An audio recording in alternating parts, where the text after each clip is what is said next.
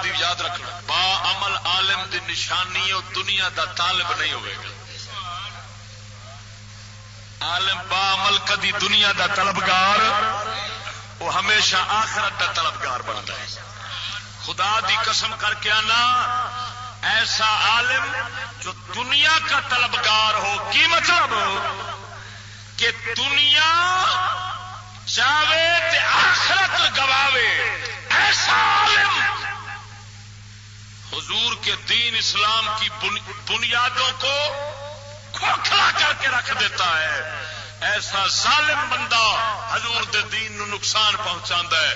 تے جڑا عالم دین آخرت دا طلبگار ہوئے، دنیا دا طلبگار نہ ہوئے، دنیا دی نو ضرورت نہ سمجھے مگر دنیا نو اپنا مقصود نہ بناوے، ایسا عالم آخرت والا، اس نال بیٹھنا بھی ثواب، اس دا ویکھنا بھی ثواب، اس دی گل سننا بھی ثواب. میں نو قسم خدا دی، یہ وہ عالم ہے جو نبیوں کا وارث بن جاتا ہے. میرے آقا نامدار سرکار نے فرمایا عالم نبیاں دے وارث نے. اگے حضور نے فرمایا نبی دینار درہم دے پیسے دے وارث نہیں بناؤندے، نبی علم دا وارث بناؤندے نے. معلوم ہویا جڑا کملی والے دا وارث بنے گا وہ صرف حضور دے علم دا وارث بنے گا.